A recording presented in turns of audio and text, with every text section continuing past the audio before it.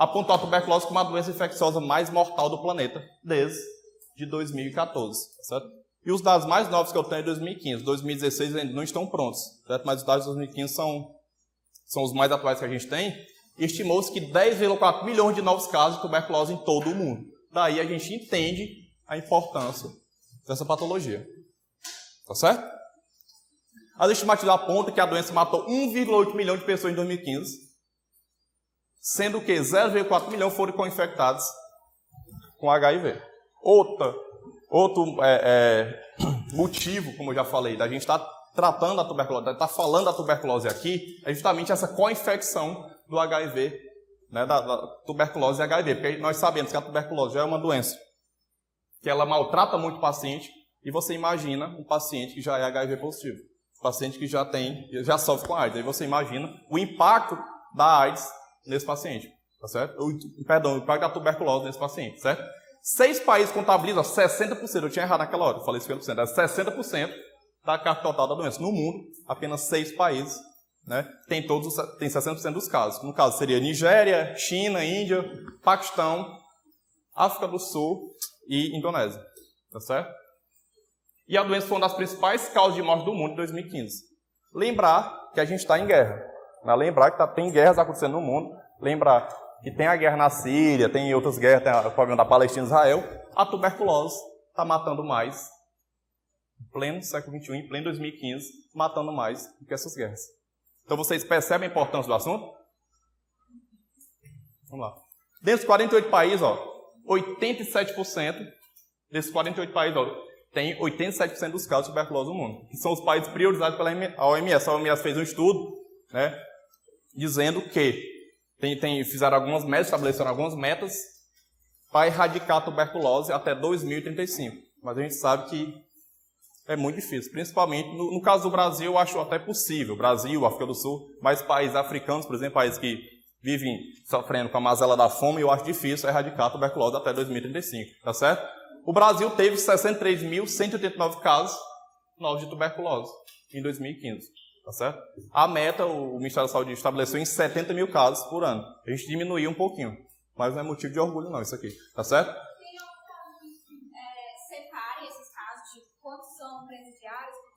Sim.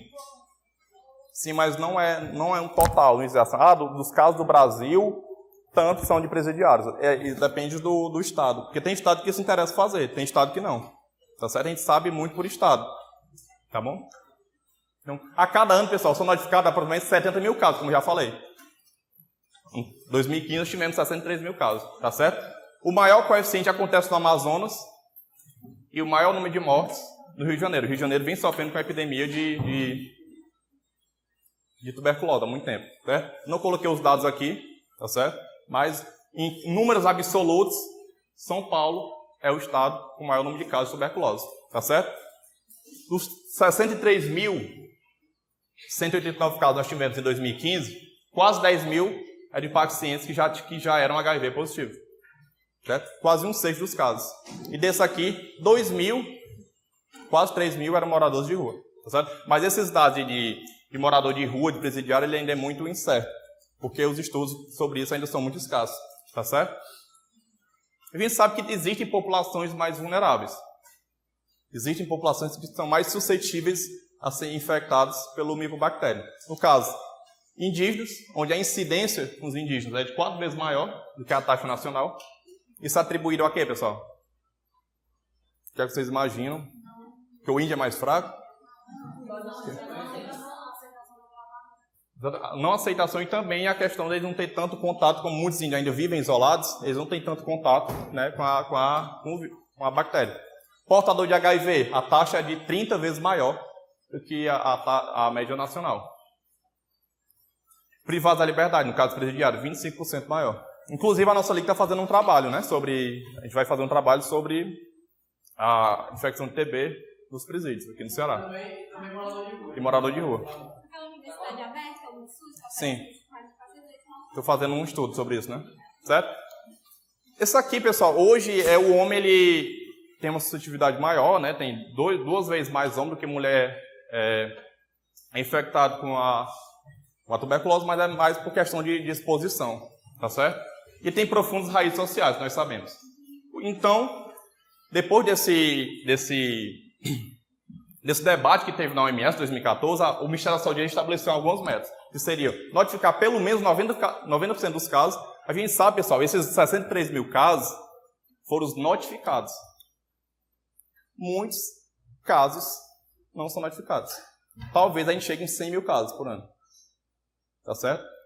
Por exemplo, cidades muito pequenas aí do interior do Pará. Vocês acham que as pessoas com tuberculose elas vão procurar posto de saúde? Não, porque às vezes nem tem posto de saúde. Então, é importante que a gente saiba que esses quase 64 mil casos são os casos notificados. Mas uma grande parte da população com tuberculose ela nem procura atendimento. Tá certo? Outro método é tratar 85% dos pacientes, pelo menos. A taxa de tratamento é muito pouco ainda. Tá certo? E as ações em 100% dos municípios, envolvendo os municípios e os estados. Sabemos também que esse tratamento, né, esse diagnóstico da tuberculose, ele ainda não chegou a todos os municípios do país. Tá certo? E essas ações, elas baseiam em quê? Identificar os sintomas respiratórios, aquele que já tem alguns sintomas respiratórios sugestivos de tuberculose, organizar redes laboratoriais, que a gente sabe que muitas cidades do interior do país não têm laboratórios suficientes, né, para poder fazer um estudo para diagnosticar a TB. Garantir o acesso ao tratamento supervisionado. A gente sabe que muitas vezes o paciente, esses casos aí de tuberculose super resistente, é porque o paciente abandona com 1 mês o tratamento. E o tratamento, no mínimo, são 6 meses. Tá certo? Também tem muito morador de rua, então o tratamento tem que ser supervisionado. Agora a gente está trabalhando de rua, a gente tem muito aluno de tratamento, se o tratamento não for supervisionado. Quer dizer, a enfermeira tem que ver o paciente tomando remédio. Para saber se ele realmente está fazendo tratamento. Ele tem que tomar o remédio na sua frente para você ter essa certeza. Tá certo? A proteção dos sadios também é muito importante.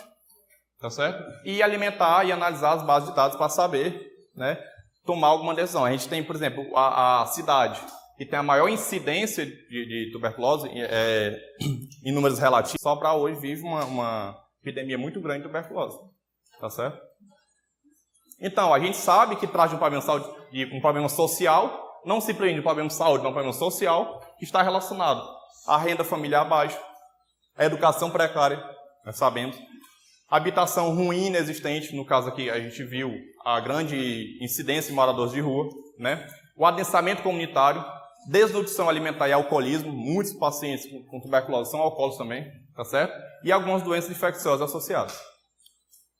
Isso aqui é a epidemiologia no Ceará, certo? Fortaleza, claro, todo mundo sabe que qualquer doença em Fortaleza, no Ceará, Fortaleza, tem uma taxa maior. Por quê? Porque é maior, é uma população maior. Mas se você dividir o número de casos pelo número da população, você vê que Sobral tem mais ou menos aqui 10% do número de pessoas infectadas com tuberculose em Fortaleza. Mas Sobral não tem 10% da população de Fortaleza.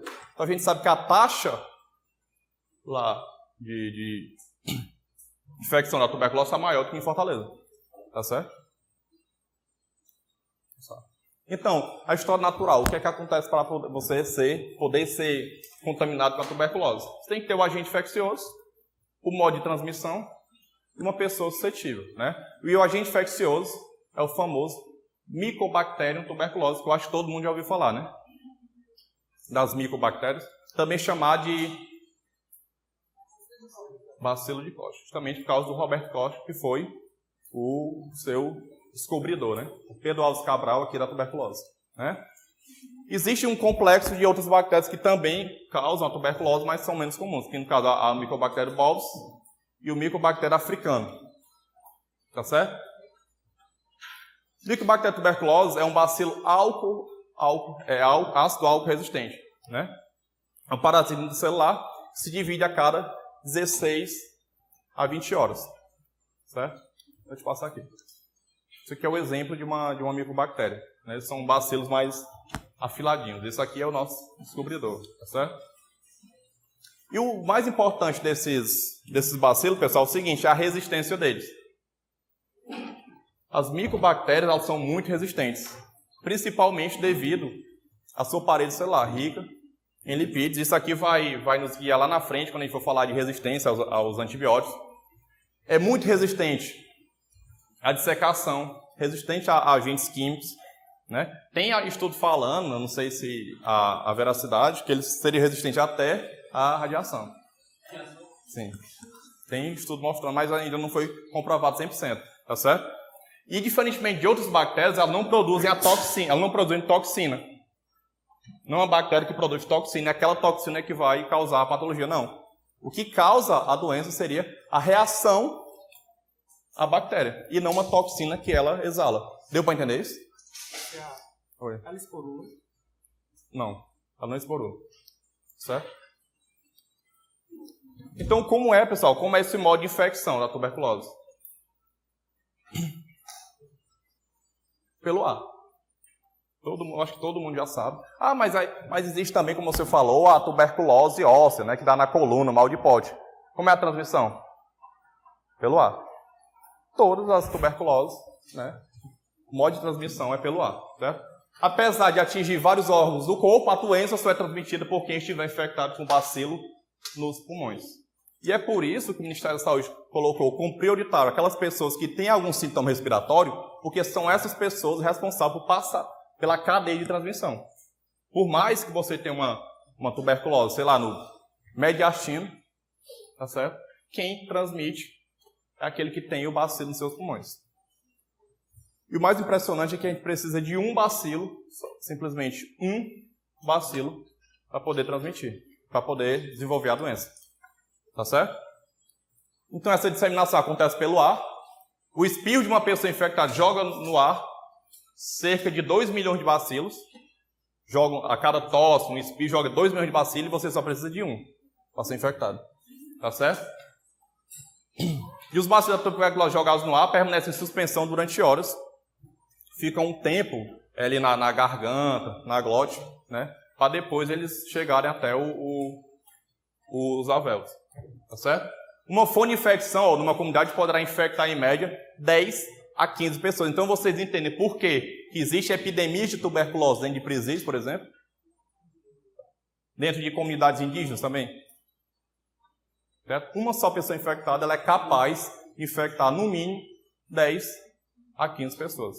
Tá certo? Durante o tratamento ou antes do tratamento? Antes do tratamento. Porque ela não dá sintoma de imediato. Você já tem o bacilo, mas você não está tendo nenhum sintoma. Então você está tossindo, está espirrando, nem sabe que tem e está infectando. Tá certo?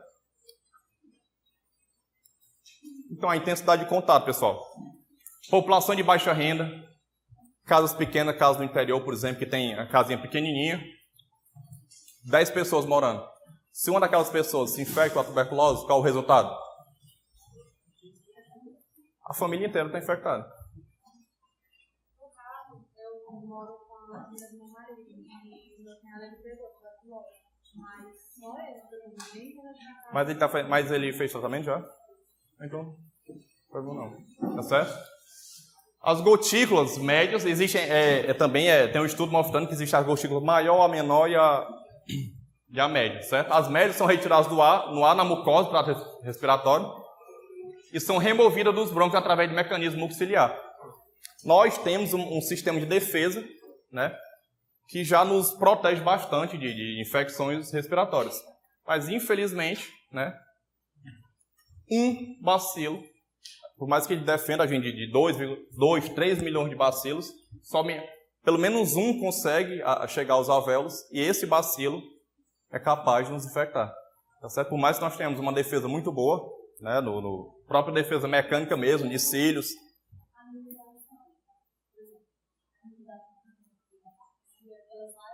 Sim. Sim. 5% em 5% dos casos, a imunidade falha. E é aí que você fica doente. Sim. Sim. A gente vai falar lá na frente. A grande maioria dos casos, ela vai justamente conter o bacilo, que é formar o granuloma. E dificilmente ele vai expulsar o bacilo. Só em 5% dos casos, somente em 5% dos casos, é que o corpo não vai conseguir dar uma resposta suficiente. Aí que você vai se infectar. Tá certo? Lá na frente eu vou falar isso aqui. Tá certo? Aqui. Em 5% dos casos, entretanto, aquela primeira infecção, aquela infecção que você teve, ó, não é contida pelo seu organismo. Tá certo? Você fica com o bacilo, mas você não é infectado, digamos assim. Tá certo? Mas em 5% dos casos, o seu corpo não consegue, né, conter aquela infecção. Certo? Seja pela deficiência do desenvolvimento da imunidade celular, seja um problema na questão do sistema imunológico, ou problema físico também. Ou pode ser que seja uma cepa da micobactéria mais infectante do que as outras. Tá certo? E nesses casos é que você vai ter a tuberculose, chamada tuberculose primária.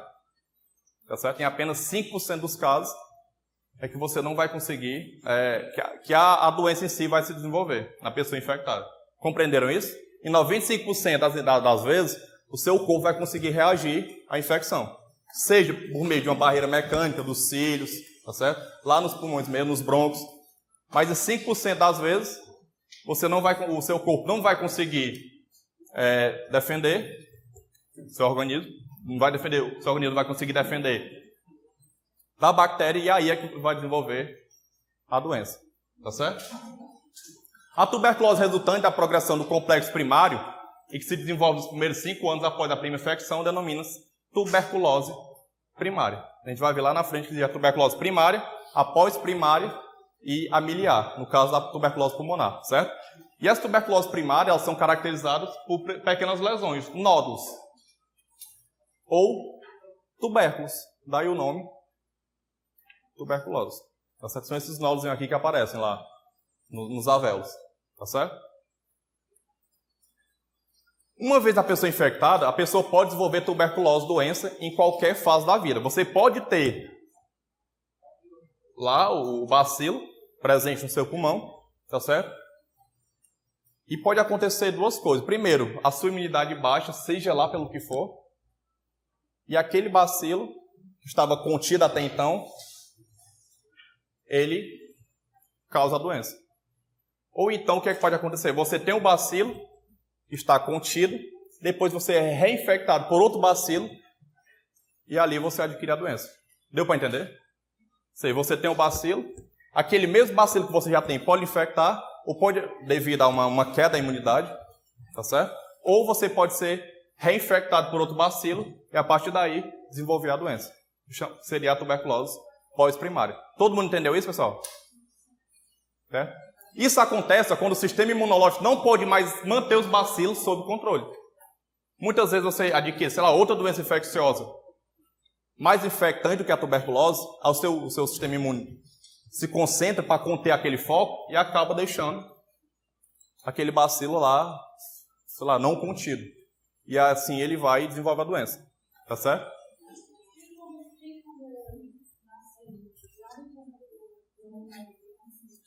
Sim, ele se multiplica. Sim. Olha só, lembra que eu falei que quando a pessoa espirra, ela está perguntando, pessoal, se tem como o bacilo ficar se multiplicando. Lembra que quando eu falei que quando a pessoa tosse ou espirra, ela joga para fora 3, 4 milhões de bacilos? Tu lembra que só um pode infectar a pessoa? Só um vai te infectar muitas vezes? Então ele vai se multiplicando. Tá certo? Pode acontecer também, reativação exógena. O que é essa reativação exógena? Aquilo que eu já tinha falado, no qual ocorre uma nova exposição a bacilos mais virulentos. Você já tem um bacilo lá, aquele bacilo está contido, no entanto, você foi exposto a um bacilo mais virulento do que aquele que você já tinha. E a partir daí, você desenvolve uma tuberculose por outro bacilo. Deu para entender isso, pessoal? Esses dois tipos? Todo mundo entendeu, certo? Então, a história natural, pessoal. O que é que a gente tem? Tem a exposição ao bacilo. Você pode se infectar ou não. Pode ter infecção, mas simplesmente você também não pode não se infectar. Muitas vezes você vai permanecer infectado, tá certo? E apenas em 5% dos casos é que você não vai conter aquele bacilo. Vai estar infectado e não vai conseguir conter. E é aí que você vai desenvolver a TB primária. Todo mundo entendeu isso? Certo? Esse risco ele é 3 vezes maior na população em até 2 anos de idade. Crianças, no caso, não vai ser somente 5%. Tá certo? Na criança, geralmente, quando ela tem uma infecção pela TB, ela vai desenvolver a doença. Tá certo? Devido ao quê? Sistema imunológico mais frágil. Tá certo? E desse aqui que permanece infectado, 5% das vezes pode haver uma reativação, ou seja, aquele bacilo que já está lá, ser reativado e causar doença, ou você pode ter uma reinfecção. Tá certo? Isso que nós vamos chamar de TB pós-primária. Por quê? Porque ela veio após o seu primeiro contato com o bacilo. Então, TB pós-primária. Olá, Pedro. Tá certo? Então, lembrar. Crianças fazem TB primária. Tá certo? 5%, vou repetir isso de novo, 5% das vezes é que a gente não vai conseguir conter o bacilo. No entanto, na criança, como ela tem um sistema imunológico mais frágil, muitas vezes ela vai ter logo a TB primária. Ela vai adoecer com aquele bacilo que ela foi infectada. Tá certo? Principalmente nos 2 primeiros anos de idade. E nos 2 primeiros anos pós o contato. Né? E nos adultos, geralmente vai ser a TB pós-primária. Certo? E o diagnóstico, pessoal? Como é que a gente vai suspeitar que tem lá o nosso amiguinho tá com tuberculose? Eu tava tossindo aí, parecia um cachorro. Direto. Como é que eu só sabia ou não que estava com tuberculose? Se vocês fossem investigar, o que é que vocês iam pedir? Né? Existem três opções, né? O diagnóstico seria clínico epidemiológico. Pela clínica a gente vai poder descrever. Tem alguns sintomas que são compatíveis com a tuberculose, que a gente já sabe quais são. Tosse, aquele chiadeiro, parece uma caixa de som, né? O exame bacteriológico e o exame radiológico. Sim. A cultura também, PPD. Tá certo? Então vamos lá. Quais as bases para o diagnóstico da tuberculose? A clínica. Repetindo mais uma vez, a clínica. Sinais e sintomas específicos da forma de tuberculose. O que é que vocês sabem que é um sintoma da tuberculose? Febre. Tosse há mais de 3 semanas. Aquele catarro também, característico. A magreza que ela falou. Tá certo? Hemoptise. O escarro com sangue.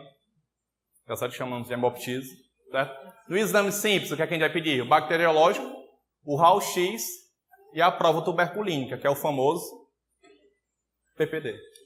Tá certo? E alguns exames mais complexos que é muito difícil a gente pedir. Só em casos assim que a gente está suspeitando que é tuberculose, mas esses exames aqui não foram suficientes para nos dar um diagnóstico 100% de certeza, a gente vai pedir alguns exames mais complexos. Tá certo? Vamos lá. Então, a tuberculose, já sabe que ela é causada pelo micobactério. Né? A apresentação na forma pulmonar, o que é que a gente vai ter? Além de ser a mais frequente, é a mais relevante para a saúde pública, isso é que eu já falei. Por quê? Porque a forma pulmonar, especialmente a bacilífera, é responsável pela manutenção da cadeia de transmissão da doença. Mais uma vez, o cara está com uma tuberculose ganglionar, está com uma tuberculose óssea, mas qual é a forma de transmissão? É encostando o osso no outro? O cara agarrando o outro, aí encosta o osso, é assim? Não, é pela respiratória, tá certo? Então, por que a tuberculose pulmonar é a mais importante? Porque é a que tem maior número de casos e a grande responsável pela transmissão, tá certo? Pela cadeia de transmissão. Então, sendo assim, a busca ativa em pessoas com tosse prolongada deve ser uma estratégia priorizada do serviço de saúde para a descoberta desses casos. Qualquer pessoa que está com uma tosse acima de 3 semanas, vamos abrir o olhinho, que pode ser tuberculose, tá certo? É importante lembrar que cerca de 90% dos casos de tuberculose são da forma pulmonar. E aqui no Ceará, o estudo lá do DataSource mostrou isso. Foi 89,8% dos casos de tuberculose no Ceará foram tuberculose pulmonar. Os outros 10,1% que foi os outros tipos, a extrapulmonar. Tá certo? E 60% deles são bacilíferos. E esses casos bacilíferos são a principal forma de disseminação da doença, como eu já falei anteriormente. Tá certo? Diagnóstico clínico epidemiológico. Da TB pulmonar, quais são os tipos que ela pode aparecer para a gente? Eu já tinha falado, né? Da primária e daquela pós-primária, ou secundária. E também existe o tipo miliar. Você já ouviu falar? Não? Relembrando, o que é a tuberculose primária, pessoal?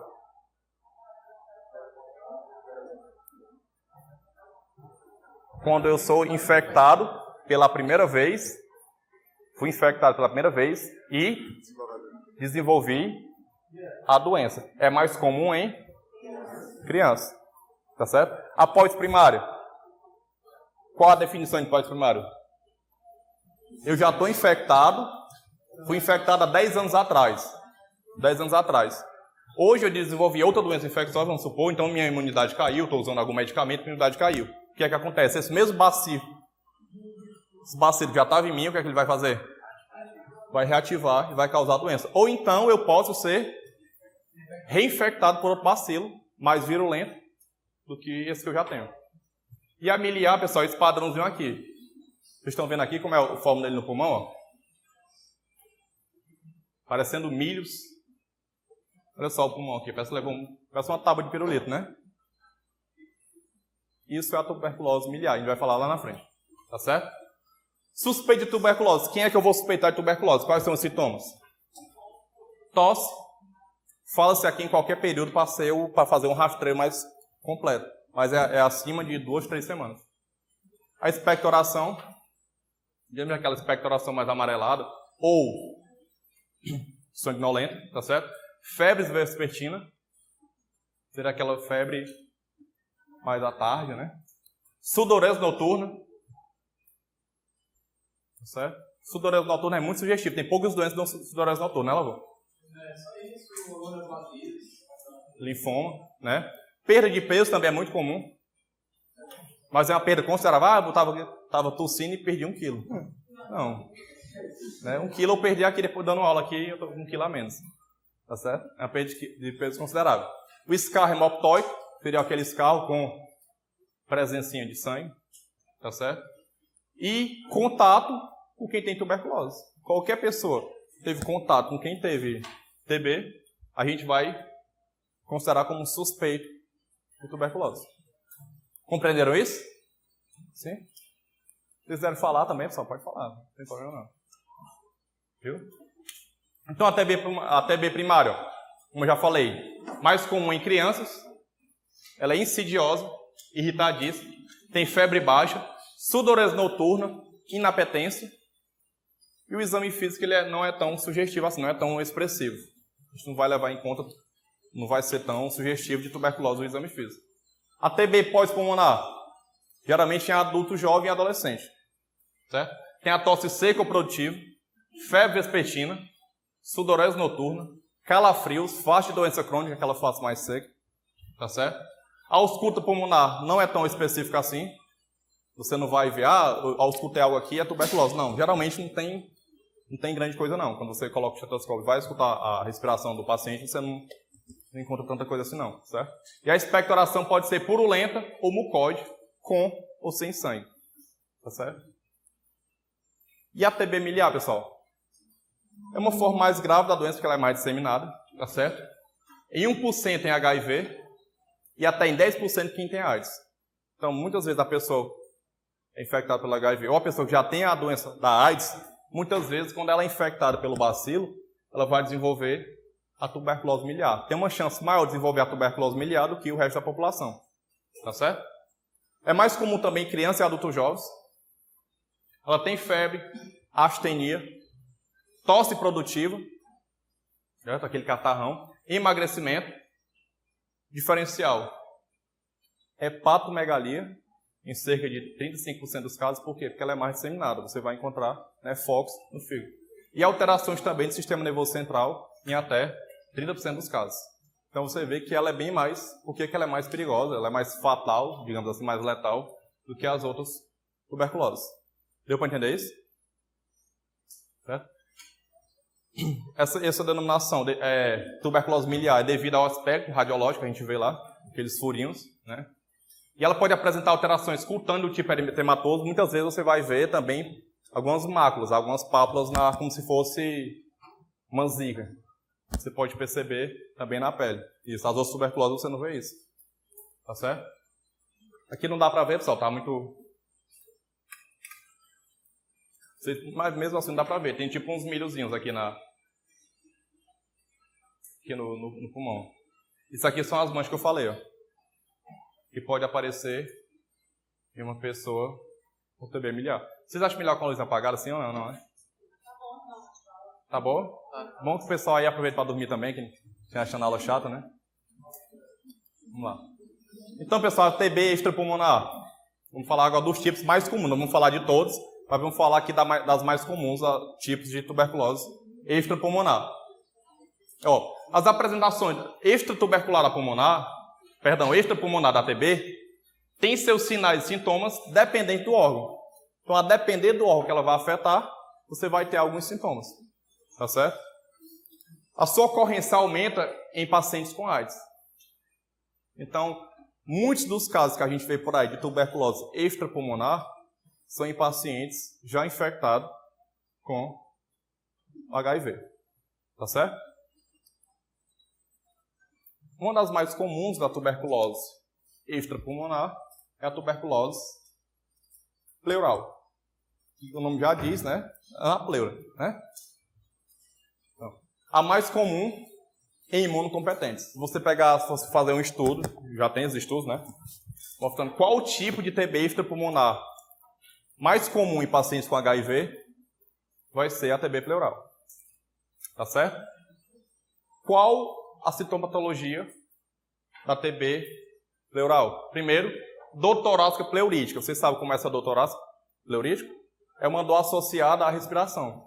Sempre você respira, você tinha aquela dor. E geralmente é uma dor como se fosse umas agulhadas. Você respira e tem aquela agulhada. Cada vez é muito associada à respiração. Tá certo? A astenia, a anorexia, ela é bem mais acentuada que na TB normal. Tá certo? E presente em 70% dos casos. Essa tríade aqui, ela é muito sugestiva de TB pleural. Você vai ver 70% das vezes. Dor torácica pleurítica, aquela dor associada à respiração em agulhada, ou seja, o paciente até fica tendo cuidado ao respirar, para não doer tanto, né? A astenia e a anorexia vão estar presentes 70% das vezes, tá certo? E tosse seca também 60%. E muitas vezes, como é que você faz esse diagnóstico? A cultura do histopatológico. Você vai colher um fragmentozinho da pleura.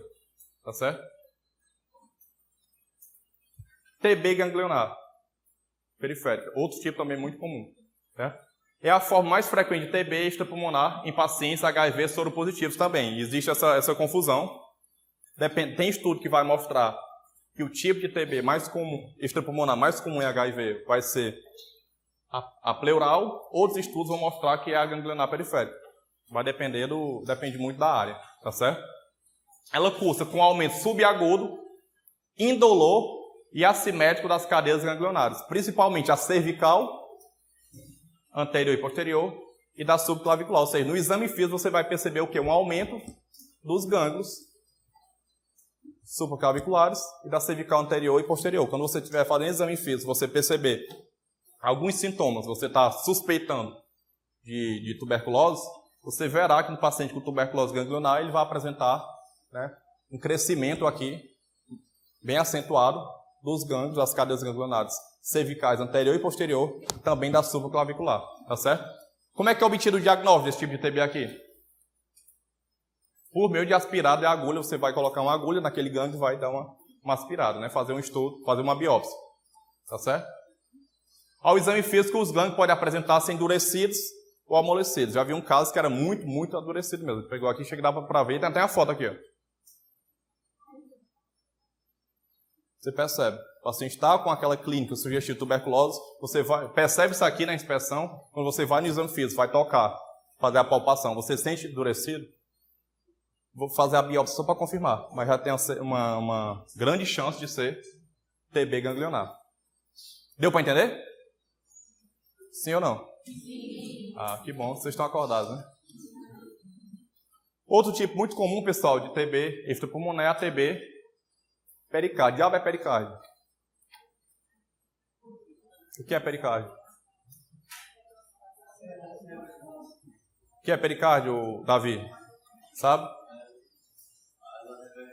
Sim. Seria a pleura do coração, né? Pode falar assim? Pode. Certo?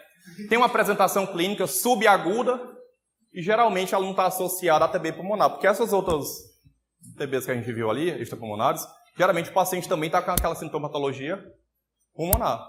Essa aqui não. Essa aqui você muitas vezes não vai ver o paciente tossindo, não vai ver o paciente com escarro hemoptóico, tá certo? Você vai ver simplesmente aqueles sintomas sugestivos de um problema no pericárdio. Tipo o quê? Dor torácica, uma tosse, que no caso vai ser seca, tá certo? E dispneia. Todo mundo sabe o que é dispneia? É a dificuldade para respirar, tá certo? Pode haver também o quê? Febre, emagrecimento, astenia, tonteira. Olha só, edema de membros inferiores. E muitas vezes isso aqui é a primeira coisa que a pessoa vai notar.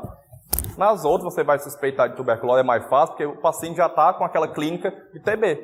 Ele está com a dor torácica, ele está tossindo bastante, está com febre, tá certo? Ele tem tosse produtiva, tem muco, tem catarro, tá certo? Mas nesse caso aqui, a primeira coisa que você pode perceber no paciente é isso aqui, ó.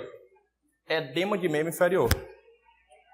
Dor do hipocôndrio direito, que é sugestivo de congestão hepática. Quem é que vai suspeitar de assiste também, ó, que é o aumento do volume abdominal. A famosa grávida de Taubaté, né? Aquela barrigona. Quem é que vai suspeitar? É muito difícil você suspeitar de tuberculose no caso disso aqui. Tá certo? E muitas vezes esse diagnóstico ele é dado de maneira errada. Tá certo? Isso aqui, ó. A ascite. Muito parecido com a ascite mesmo, um problema hepático, né? Na cirrose. E o edema de membro inferior. Tá certo? Outro caso muito comum também, pessoal, de TB extrapulmonar, é a da meningoencefálica. Certo? Responsável por 3% dos casos de TB em pacientes HIV soronegativos e até 10% em casos de pacientes HIV soropositivos. Quais os sintomas de uma pessoa que está com TB meningoencefálico? Também não é muito sugestivo de TB, não. Olha só. Cefaleia holocraniana, ou seja, dor de cabeça, né? Irritabilidade, alteração de comportamento, sonolência, anorexia, vômitos e dor abdominal associada à febre. Qual desse sintoma aqui é sugestivo? Vocês pensariam em tuberculose? Muitas vezes você ia pensar em meningite, né? Mais parecido com meningite. Mas não, é uma tuberculose. Tá certo? Vai ter febre associada... Fotofobia também, todo mundo sabe o que é, né? Fotofobia. Aquela você evitando olhar para a luz, porque dói o contato dos seus olhos com a luz. Tá certo? Vômitos e rigidez de nuca por tempo superior a 2 semanas. Tudo muito sugestivo de meningite. Quando na verdade se trata de quê? De uma tuberculose. Além disso, pessoal, pode ter algumas coisas mais graves. Por exemplo, ó, edema de papila, você vai ver no exame fundo de olho, e até mesmo envolvimento de pare craniano, ó, dos pares 2, 3, 4, 6 e 8. Até problema nervoso você pode ter. Certo? Envolvimento do nervo óptico, por exemplo, muito comum. Eu conheci uma enfermeira do PSF que ela perdeu o olho por causa disso. Né? Não é tão comum assim, eu nunca vi. Mas ela começou a perder a visão gradativamente e ninguém conseguia descobrir o que era. Quem é... Mas olha só, quem é que pensa em TB com um negócio desse aí? Não é difícil. Você está com dor de cabeça, né? Fotofobia, a pessoa, é TB. Não. Muito difícil a pessoa suspeitar. Quando chega no diagnóstico, né, no grau mesmo, no caso, ela perdeu a visão por causa disso. Né? E a TB óssea, como eu já tinha falado aqui algumas vezes. Tá certo? É a mais comum em crianças, chega de 10% a 20%. Né? Atinge mais a coluna vertebral. Então, dos ossos que ela atinge mais é a coluna. Né? E também as articulações coxo-femoral e do joelho. Quando ela está na coluna, pessoal, quando a TB óssea está na coluna, a gente chama de mal de Pote. Tá? Não é toda tuberculose óssea que a gente vai chamar de mal de Pote. É somente quando ela está localizada na coluna. Tá certo? Que é responsável aí por cerca de 1% de todos os casos de tuberculose. Ou seja, ela é muito prevalente. Tá certo? E 50% de todos os casos de TB óssea. Grande maioria das vezes localizada onde? Na coluna, tá certo? O quadro clínico. O que é que a gente espera de uma pessoa com mal de Pote, ou seja, tuberculose óssea vertebral?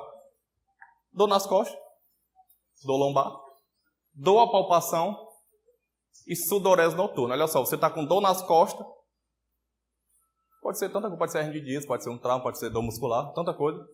Dor à palpação também, pode ter sido um trauma, uma queda, você não lembra. Estava bêbado, né? Na calorada. Acontece. Agora, quando vem a sudorese noturna, você já, peraí. Dor nas costas com sudorese noturna, diabo é que tem a ver. Aí que você começa a pensar em tuberculose. Os mesmos. Posso desligar, Lavô? Lavô, desliga a luz? Pode desligar? Não. Aí, ó. Dor nas costas. Né? Muita dor nas costas, muita dor. Disse que não sofreu nenhum trauma, fui lá pedir uma tomografia, uma ressonância, aí o que é que eu vi? Degeneração óssea aqui, ó. Isso aqui é no caso de uma dor uma tuberculose óssea no úmero. Tá certo? Tem um desgaste aqui, ósseo. Deu para entender? Vamos lá. E o exame bacteriológico, pessoal? 2 tipos. Baciloscopia e a cultura. Diabo é baciloscopia? É o famoso cusparada mesmo. Tá certo? O escarro, o teste do escarro. Como aqui está ilustrando aqui, né? Ele é o prioritário na detecção de casos bacilíferos. A primeira coisa que você vai fazer quando suspeitar de um caso de tuberculose, qual o primeiro exame que você vai fazer? Vai lá com tomografia, ressonância magnética, transplante, pulmão, logo? Não. O que você vai fazer? Teste de escarro, baciloscopia. Tá certo? Quais são os inconvenientes? Necessita de uma grande quantidade de bacilo para dar certo. E só consegue identificar as bactérias, né, bacilo-alcalco resistentes. Tá certo? E precisa de 2 ou 3 coletas para poder ter uma certeza maior. Tá certo? Para quem é que eu devo fazer a baciloscopia? Para todo mundo que eu ver na rua, o cara está tossindo, eu estou no ponto de ônibus, o cara está lá tossindo, opa, dá uma cuspidinha aqui dentro do meu copo. Sim? Não. Mas você vai fazer para quem? Todo paciente que procurar um posto de saúde com sintoma respiratório. Então você já vai pedir a baciloscopia. Segundo, paciente que procura por qualquer motivo sintomático. Ou seja, eu repeti, né? Quando o paciente chega para você com uma radiografia, você, sei lá, muitas vezes sabe como é que eu conseguia diagnosticar tuberculose? Eu passei um tempo em outra liga de ortopedia. A gente ia para o JF acompanhar, né, ortopedista. Muitas vezes pedia exame, por exemplo, o cara caiu da moto e ia lá pedir o raio-x de tórax. A gente via tuberculose. E o cara não sabia que tinha. A gente estava identificando, sei lá, fratura em costela, o que é que a gente via também além da fratura? Tuberculose. Então, toda radiografia suspeita, você viu a radiografia, tá achando meio estranho? Vamos pedir a baciloscopia? Tá certo? E após caso confirmado, quando eu conseguir confirmar que o meu paciente tem tuberculose, eu vou pedir todo mês uma baciloscopia para ver como é que tá. Tá certo? Na cultura, ela permite identificar a micobactéria. Ela nos diz qual é a micobactéria com uma precisão boa. Certo? Ela avalia também a sensibilidade da micobactéria aos quimioterápicos. Ou seja, se aquela bactéria, aquela micobactéria que lhe infectou, ela for resistente a um determinado antibiótico, na cultura já vem dizendo. Olha só, a sua micobactéria ela é resistente a determinado antibiótico. Tá certo? Isso é um dos bons motivos dela. Tá certo? Então ela permite um aumento do diagnóstico, porque ela é muito sensível, ela tem uma sensibilidade assim de 80%. Tá certo? E quais são as indicações? Quando é que eu vou pedir cultura para o meu paciente? Também não é para todo mundo, né? Quando eu quiser aumentar a sensibilidade, ou seja, daqueles pacientes que são falcibacilares, eu fiz a baciloscopia e tem poucos bacilos. O que é que eu vou fazer? Vou pedir a cultura. Olha só, o meu paciente aqui, ele tem bacilo ATB, são poucos. Então o que eu vou fazer? Vou pedir uma cultura para confirmar. Tá certo? Paciente que eu estou achando muito parecido com tuberculose, o cara está tossindo, sudorese, está emagrecendo, tosse produtiva, né? Dor torácica, mas eu fiz lá a baciloscopia, deu negativo. O que é que eu vou fazer? Cultura. Tá certo? Quando eu quiser avaliar a tipificação, existe, como eu já falei lá anteriormente, a bactéria mais comum que causa tuberculose é a micobactéria tuberculose, mas existem outras. Tá certo? E muitas vezes a baciloscopia, ela não diz qual é a micobactéria. O cara está com tuberculose, mas é por outra bactéria. O que é que eu vou fazer? Cultura. Porque aqui ela vai dizer qual tipo de micobactéria está causando aquela tuberculose. Tá certo? E também quando eu quiser avaliar a resistência. Muitas vezes, aquelas, como eu já falei, tem muitas micobactérias que são resistentes. O que é que eu vou fazer? Pedir uma cultura. Tá certo? Deu para entender isso, pessoal? De verdade? Pronto. Prova tuberculínica. É outro método auxiliar. Tá certo? Todo mundo já conhece, né? Aqui é o PPD. Ele vai possuir um valor maior em pessoas que são vacinadas com o BCG. Vai dar uma reação maior e você tem que saber que aquela reação que deu não é porque a pessoa está com tuberculose, é porque ela é vacinada. Tá certo? O que é que ela significa para mim? Significa que ela pode ter uma infecção por micobactéria, tuberculose, certo? Que eu posso ter uma infecção latente de tuberculose, eu estou com bacilo, mas não estou doente. Pode significar para mim doença, eu estou doente, e pode significar também que eu estou vacinado. Aqueles quem são as pessoas que vai ter uma alta reação, o tamanho vai ser maior, certo? Quem tem uma infecção recente, quem já está com tuberculose, uma pessoa que tem um contato frequente com tuberculose, ou a pessoa que tem uma tuberculose extrapulmonar. Quem é que vai ter uma reação, uma baixa reação? A pessoa vai estar com tuberculose muitas vezes, mas o PPD vai dar pequenininho. Pessoa com tuberculose miliar avançada. Ela está com a tuberculose, está quase morrendo já, mas a reação vai ser pouca. Tá certo? Meningite tuberculose, pessoa com hipotireoidismo, tá certo? Né, uso de drogas, algumas crianças também, tá certo? Quem tem imunidade baixa, muitas vezes vai dar uma reação baixa, tá certo? Isso aqui é o que vai me indicar, ó, o tamanho do PPD. A gente vai fazer isso aqui, vai aparecer esse tamanhozinho, esse tubérculozinho aí, a gente vai medir. Tá certo? Se ela der de 0 a 4 milímetros, quer dizer que não é reator. O que é que significa pra gente? A pessoa não está infectada pelo bacilo da tuberculose. Ou então, ele não reagiu de maneira alguma. Se der de 5 a 9 milímetros, a gente vai considerar como reator fraco. O que é que significa? A pessoa está infectada pelo bacilo. Agora, não quer dizer que ela esteja com a tuberculose. Pode ser aquele caso, a pessoa está infectada e está lá o bacilo contido. Como eu falei lá no começo da aula. Não é isso? Agora, se der de 10 milímetros a mais, aí sim, ó, teve uma reação muito grande, ó, é um reator forte. Essa pessoa está infectada pelo TB e provavelmente ela está doente já. Tá certo? E não é 100%. Muitas vezes está com 10 milímetros ou mais, 11 milímetros e não está doente. Mas grande parte das vezes a pessoa já está com 10 milímetros ou mais, quer dizer que ela já está doente. Tá certo? Deu para entender? E quem é que eu vou fazer PPD? Em todo mundo? Não.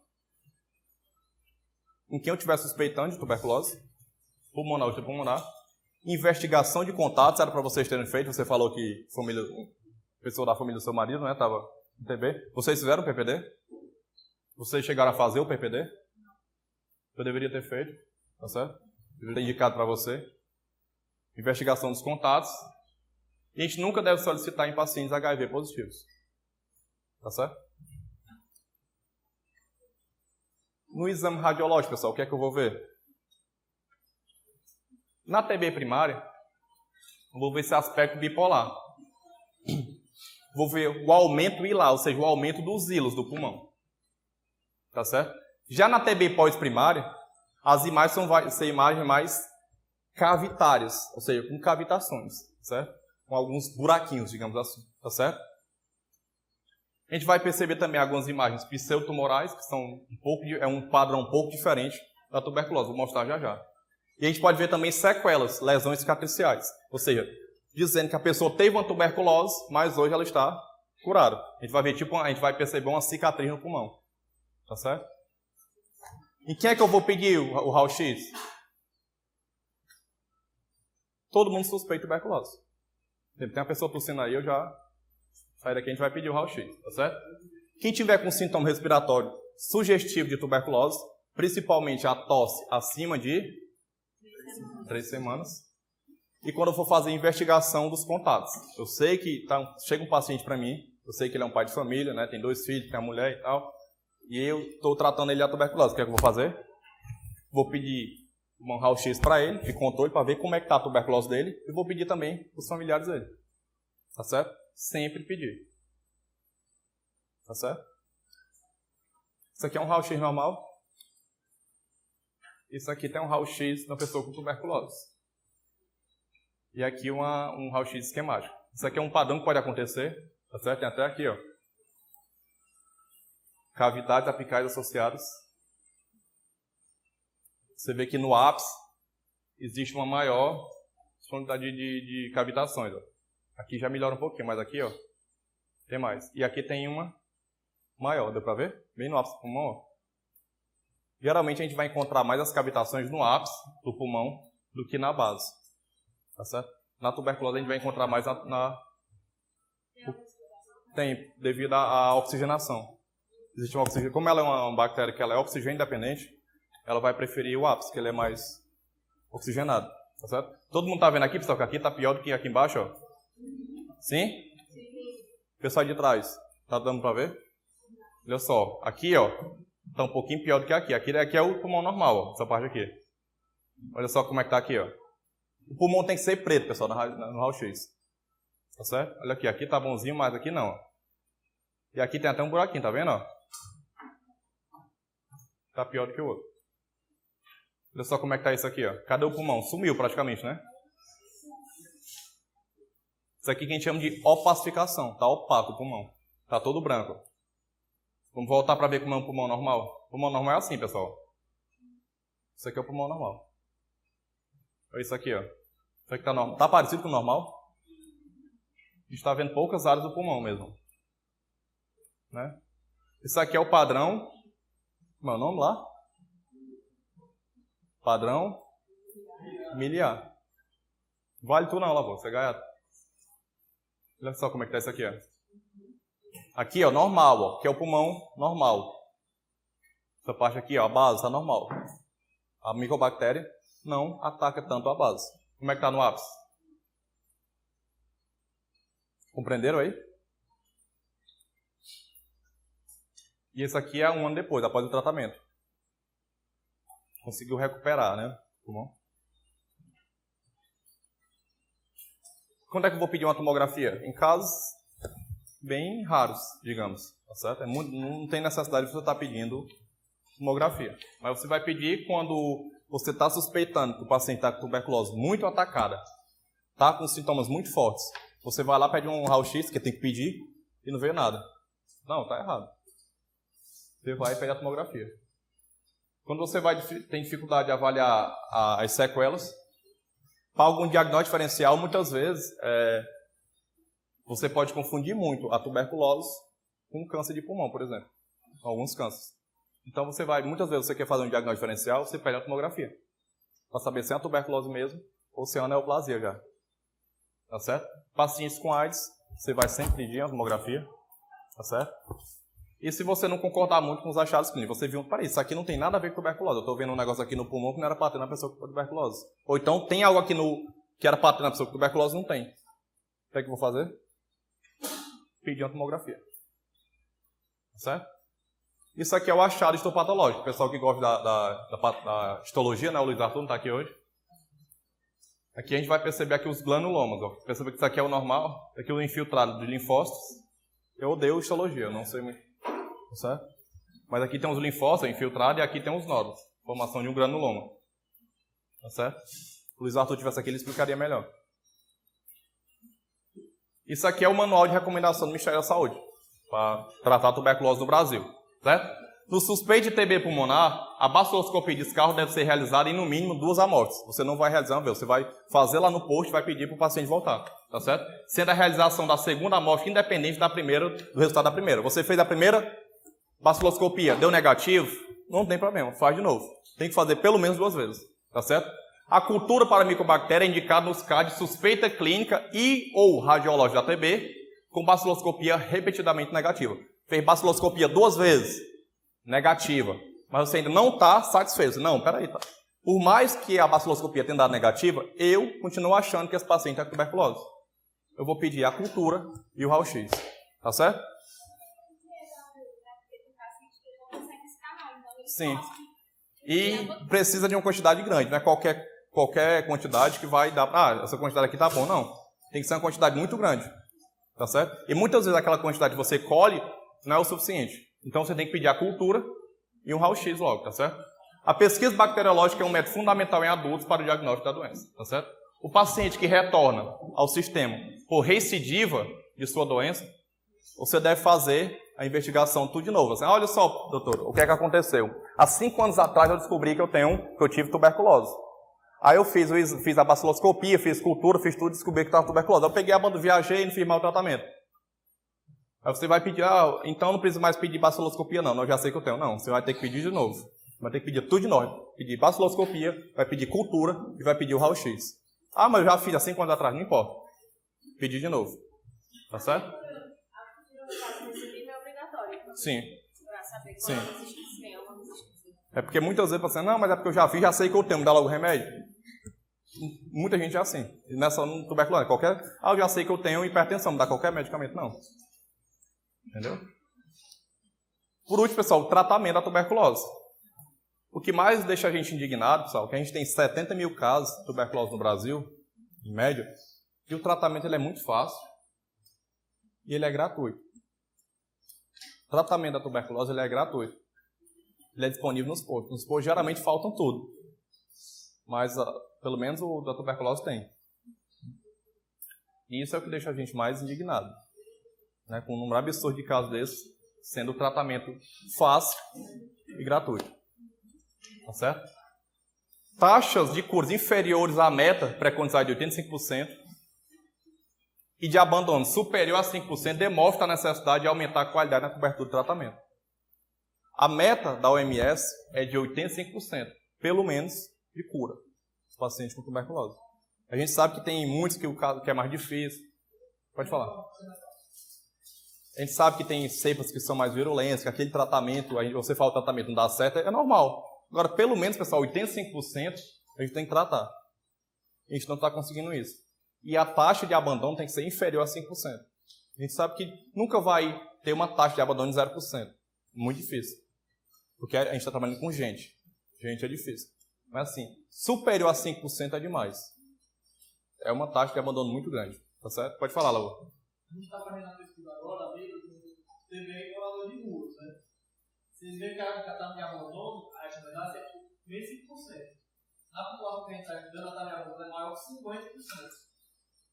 Vocês veem um nível de abandono de... Tipo assim, eles fazem 90% para ver se não precisa nada. Mesmo assim, a taxa de abandono é muito alta. E muitas vezes, lá na minha cidade, sou do interior, sou de Itapipoca. Lá acontece, o prefeito lá, o anterior era médico, o que foi que ele fez? A agente de saúde, ela fazia o tratamento dos moradores de rua lá. A agente de saúde já levava, já era instruída, fez um curso lá nas capacitações sobre tuberculose e ela ia os... É bem viável, porque o difícil é você acompanhar o paciente Sim. na rua, né? Não é que fica se locomovendo, como às vezes ele Sim. não vai, tá drogado, alguma coisa assim. Pelo menos a gente só tem E não tem ninguém também para se preocupar. A gente mesmo, a gente aqui da área da saúde, a gente procura o médico que já está morrendo, já está com problema na... Então procura quando está com dor na perna já está caindo, você, não, hoje eu vou no médico. Todo mundo faz isso. Diz, mas é porque o cara não tem a preocupação com a saúde. Será que a gente tem também? Tem gente aqui que almoça uma vez na semana porque tem uma atividade, tem um bolso, sei o que, não almoça, não come nada. A gente também não se preocupa com a saúde da gente. Tá certo? A tuberculose é uma doença curável em praticamente 100% dos casos. Em praticamente 100% dos casos a gente consegue tratar a tuberculose. A gente não trata por quê? Porque, infelizmente, a cobertura do nosso serviço de saúde ainda não é tão boa. Tem essa questão do abandono. Tem muita coisa ainda para ser melhorada. Tá certo? Quais são os princípios? O que é que a gente objetiva ao fazer o tratamento? A gente tem... Quais são os princípios gerais do tratamento? Associação medicamentosa. Não sei se vocês sabem, mas são 4 medicamentos para a tuberculose. Por que são 4? Por que não são 3 ou não são 18? A gente vai entender por quê. Tá certo? Por que não é só um medicamento? Por que tem que ser 4? A gente vai entender por quê. Tá certo? O regime tem que ser prolongado e bifásico. A gente vai ver, pessoal, que existe uma fase de ataque que é para reduzir logo, você vai atacar para matar o maior número de bacilos possível. e tem a fase de manutenção, que é para você ir eliminar aqueles que sobraram. O tratamento, geralmente, ele é dividido em 2 meses, que é a fase de ataque, a gente vai ver lá, certo? E depois a fase de manutenção por mais 4 meses. No mínimo, 6 meses de tratamento de tuberculose. Por isso que talvez exista uma taxa de abandono muito grande, porque são 6 meses de tratamento. Talvez isso seja também um dos motivos de ter uma taxa de abandono tão grande. Você passar 6 meses no... Sim. Ele para. A gente vai ver também as reações aqui dos medicamentos, tá certo? E o tratamento tem que ser regular. A gente tem que também estar sempre indo no posto. Tá dando certo a tuberculose? Tá, mas mesmo assim eu tenho que continuar indo no posto, tá certo? Pra gente ver se tem resistência. Pra gente ver como é que seu pulmão tá evoluindo. Tá certo? Como é que tá a sua população bacilífera. Tudo isso é importante. Mesmo você fazendo tratamento, você tem que ir no posto de vez em quando. Tá certo? E esse aqui, pessoal, é o famoso esquema básico. Que é o esquema de ataque. Aquela primeira dose que eu falei, que são por 2 meses. Né? Que é a rifampicina, a isoniazida, a pirazinamida e o etambutol, que é um dos mais novos aí. Foram colocados faz pouco tempo. Fez isso aqui 2 meses, atacou a população bacilífera. Tá dando certo? Tá. Então vamos continuar por mais 4 meses fazendo a rifampicina e a isoniazida. Esse aqui é o esquema básico. E que se fosse levado a sério, se ele fosse feito por completo, ele era capaz de resolver aí quase 100% dos casos de tuberculose. Tá certo? E é uma medicação barata, se você quiser comprar, e é dado no posto. Tá certo? Aí tem alguns esquemas, caso tenha falência, caso seja multiresistente, você pode usar, por exemplo, a streptomicina, tá certo? Pode usar também a levofloxacina, mas isso aqui é só em casos mais multiresistentes, ou se esse esquema aqui não dá certo. Tá certo? Isso aqui é pela faixa de pesos que a gente vai utilizar.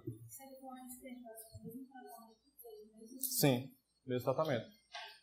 Ou então você pode fazer o seguinte, ó. A princípio sim, mas pode acontecer de você fazer a dose de ataque ao invés de 2 meses, vamos fazer em 6. Tá certo? E a dose de manutenção, que era para ser em 4 meses, a gente vai fazer em 1 ano. Dependendo da resistência. Qual é a micobactéria? É muito resistente? É. Então vamos fazer esse esquema aqui. 18 meses de tratamento. Compreenderam? Certo? Isso aqui é calcular pela faixa etária, isso aqui só para facilitar mesmo. Tá certo? Acima de 50 quilos a gente vai usar os 4 comprimidos por 2 meses. Por exemplo. Agora estão fazendo conseguiram fazer um método aí que juntaram todos os 4 em um só. Já existe esse, tá certo? Todos esses 4, ao invés de estar tomando esse rolo de comprimido, você vai tomar só um que já tem os 4 princípios ativos. Tá certo? Ele é melhor. Caso novo, de todas as formas de TB pulmonar e extrapulmonar, exceto meningoencefálico, né, infectados ou não pelo HIV. Isso aqui é o que a gente vai considerar como caso novo, tá certo? Geralmente, quando é a tuberculose meningoencefálica, a gente vai considerar como caso reincidente. O paciente já teve a tuberculose, depois a gente não vai considerar caso novo, não. Tá certo? Isso aqui, pessoal, é por o motivo da gente usar 4 medicamentos. Por que a gente não usa só um? Por que a gente não usa a rifampicina somente? Não é um antibiótico, ele não é eficiente, mas por que a gente não usa só ele? Porque é o seguinte, pessoal, a resistência dele é um pouco grande. Existe, a cada 10 elevado a 8 bacilos, um resistente. Ah, mas é pouco, a cada 10 elevado a 8, não sei nem quanto é que é isso aqui, 100 milhões? A cada 100 milhões tem um bacilo resistente. Só que isso é muito. A gente vai pegar a isoniazida, que tem uma resistência de quê? Um bacilo resistente a cada 6 milhões. A cada 1 milhão, perdão. A pirazinamida tem um bacilo resistente a cada 10 mil. E o etambutol, tem um bacilo resistente a cada 1 milhão. Se a gente juntar isso aqui tudo, vai dar um bacilo resistente a cada 10 elevado a 24. Ou seja, o que é que isso quer dizer pra gente? Que vai ser muito mais efetivo a gente juntar esses 4 medicamentos. Olha só, vai ter um bacilo resistente a cada 10 elevado a 24 bacilos. Então isso aqui é o que eles chamam de fogo cruzado. Porque vai ter a taxa de resistência aqui vai ser muito baixa. Deu para entender isso aqui? Então isso aqui é o grande motivo da gente associar esses quatro antibióticos, tá certo? Isso aqui são alguns dos efeitos colaterais, como eu tinha falado, que um dos motivos de abandono do tratamento são os efeitos colaterais. Existem alguns efeitos que a gente considera como maiores, são aqueles mais graves e os menores. Por exemplo, vou dar um de cada. Da rifampicina, pode dar exantema. Então, muitas vezes a gente vai ter que suspender, vai substituir por outra droga, tá certo? Mas um dos mais graves da rifampicina é o exantema, por exemplo, tá certo? Deixa eu ver aqui do etambutol. Do etambutol pode dar um negócio chamado neurite óptica, que é uma inflamação nos nervos ópticos, no par número 2, né? Oi. É o tão o quê? Etambutolio. A piadinha que o Lavo fez, dizendo porque ele dá neurite óptica, dá problema no olho, então é etambutolio. Gostaram da piada? Não, sim, isoniazida, o que é que pode dar? Trombocitopenia. O que é trombocitopenia?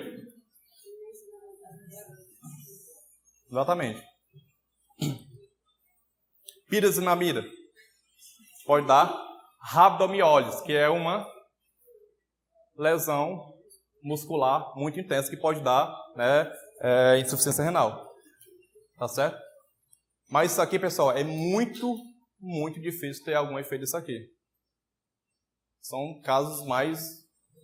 São até relatados muitas vezes, porque é muito difícil. E alguns efeitos menores. Por exemplo, tem um que dá... Que era até caiu na prova lá. Pronto, a urina laranja, que é a questão da minha prova, da rifampicina. Muito paciente fica assustado, você vai fazer xixi e de repente tá lá laranja. Você dá, eu tô urinando Fanta uva, né? Aqui. Outra laranja. Ufa, sabe que eu tenho um retardo mental, eu sou daltônico, não mentira. Então, você tá lá e tá urinando Fanta laranja.